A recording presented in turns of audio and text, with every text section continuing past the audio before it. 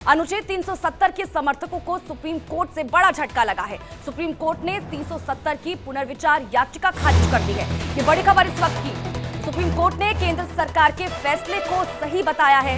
ये बड़ी जानकारी आपकी टीवी स्क्रीन पर बड़ा अपडेट आप तक पहुंचा रहे हैं, जहां पर अनुच्छेद 370 के समर्थकों को सुप्रीम कोर्ट से ये बड़ा झटका लगा है। सुप्रीम कोर्ट ने 370 की पुनर्विचार याचिका खारिज की है। सुप्रीम कोर्ट ने केंद्र सरकार के फैसले को सही बताया है। तो ये बड़ी खबर इस वक्त की आपकी टीवी स्क्रीन पर। रमन सैनी ज्यादा जानकारी के साथ हमारे संवाददाता ग्राउंड जीरो से लाइव जुड़ चुके हैं। सीधा रुख उनका करेंगे और जानकारी लेंगे। रमन, अनुच्छेद 370 के समर्थकों को बड़ा झटका सुप्रीम कोर्ट ने दे दिया है, क्या जानकारी इसको लेकर? जी हाँ स्वाति, देखिए वैसे तो 5 अगस्त 2019 को ही जम्मू कश्मीर में जो धारा 370 लागू था वो एक इतिहास बन चुका था, लेकिन लगातार जो कश्मीर बेस्ड पार्टियां थी उन्होंने चैलेंज किया था सुप्रीम कोर्ट में। और सुप्रीम कोर्ट ने 11 दिसंबर 2023 को अपने सुप्रीम वर्डिक्ट में ये साफ कर दिया था कि जो फैसला भारत सरकार ने अनुच्छेद 370 को लेकर लिया है वो पूरी तरीके से सही है और कानूनी वैध है वो पूरी तरीके से। लेकिन उसके बावजूद इलेक्शन में फायदा हो इसको लेकर कुछ कश्मीर की बेस्ड पार्टियों ने एक बार फिर रिव्यू पिटीशन जो है वो दायर की थी सुप्रीम कोर्ट में 28 दिसंबर 2023 को, जिसको लिस्टिन भी किया गया था सुप्रीम कोर्ट की तरफ से। लेकिन जब सुनवाई होनी थी उससे ठीक पहले 5 जजों की जो सुप्रीम कोर्ट की पीठ है उसने इस पूरी रिव्यू पिटीशन को खारिज कर दिया है और अब ये पूरी तरीके से मुकम्मल हो गया है। हालांकि कश्मीर बेस्ड जितनी भी पार्टियां थी वो लगातार जब धारा 370 को जम्मू कश्मीर से हटाया गया था तब उनको ये मालूम था कि इसमें अब कुछ बचा नहीं है और ये अब कभी भी वापस आ नहीं सकता है। लेकिन फिर भी चुनावी फायदा उठाने के लिए और कहीं ना कहीं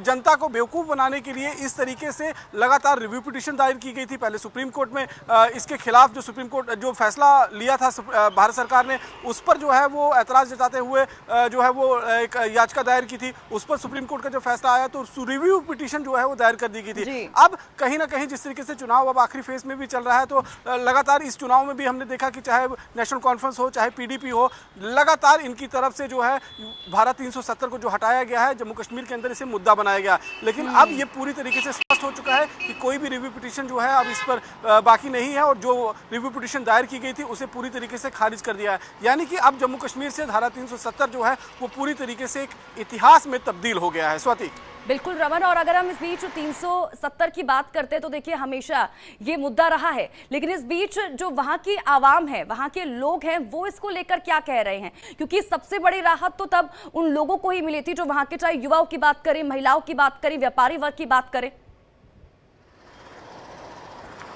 देखिए अगर हम आम आवाम की बात करते हैं तो आम आवाम में दो तरह के लोग होते हैं। एक वो लोग होते हैं जो पॉलिटिकल पार्टी से कहीं ना कहीं इन्फ्लुएंस होते हैं, पॉलिटिकल पार्टी से जुड़े होते हैं। वो तो वही राग अलापते हैं जो पॉलिटिकल पार्टी के आका जो है उनको वो कहते हैं। लेकिन अगर हम एक आम कश्मीरी की बात करें तो धारा 370 के खत्म होने के बाद जम्मू कश्मीर में जो बदलाव आया है, हाल ही में आपने देखा कि 2 चरण में जो चुनाव हुए हैं, चाहे श्रीनगर लोकसभा चुनाव हो चाहे बारामूला लोकसभा चुनाव, जो लोकसभा की सीट पर जो है अभी हाल ही में जो है वो चुनाव हुआ है, उसमें रिकॉर्ड तोड़ मतदान जो है वो जनता ने किया है।